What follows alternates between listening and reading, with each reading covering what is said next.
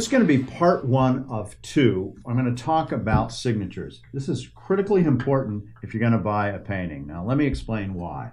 The signature is, believe it or not, probably the least important aspect of a painting. Now you're asking me, why is that the case? Well, I'm going to explain. The real signature of a painting is not the signature, in this case it's over here, it's actually the imagery. The imagery, the way the paint's laid down, the subject matter, the date to some extent of the type of paint that's used. This is all going to tell you if this thing is real or not. Use the signature as the last. And this is a classic example of why you don't want to do this. So a client of mine showed me an image on his phone and said, I want to get the sharp cleaned and fixed. It's got some problems. I want to get it fixed. I said, great, let me see the image. He showed me the image and it took me maybe a half of a second. And I said, well, this is not a sharp. This is something else. If I were you, I wouldn't clean it because it's not worth it. And he goes, it has to be a sharp because look at the signature. Right there at the bottom, it has J.H. Sharp. And we looked at it and I said, well, in reality, it says J.H.S. Harp. So this was an individual who lived in the 19th, 20th century, who was painting paintings and was signing his real name. And you can see right there, it says J.H. Sharp, but it really says J.H.S. Harp.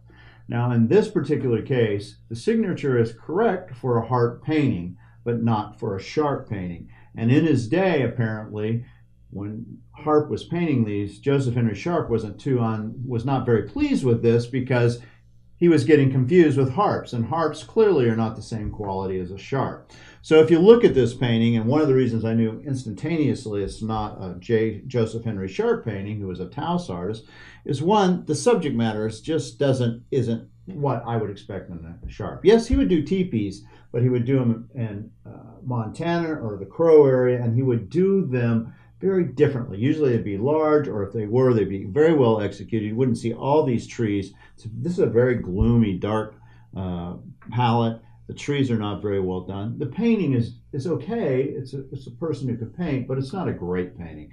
And that has to be your tip-off right off the bat, that you have a painting that's not what it's supposed to be. Now, sometimes you'll see paintings, and I've seen it many times, and I'll talk about this in part 2, that are correct paintings, but the signature is incorrect. In other words, the painter, the artist forgot to sign the painting, and somebody else signed it along the way. And we'll talk about what the problems are on that. So let's just talk a little bit more about this painting. So this painting came up at eBay. My client paid several $1,000s for the painting as a sharp. Now, if we look on the back, and I'm just going to flip it around, you'll see right here on the back, there's an old signature that says, an old tag, not a signature, that says Sharp.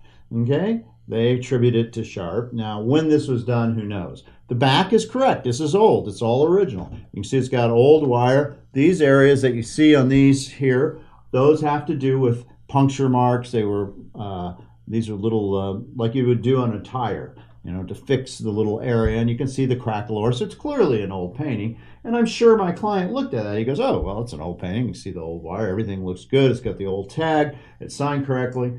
Yeah, well, but it's not a sharp. It's a harp. So don't be confused by a sharp or a harp.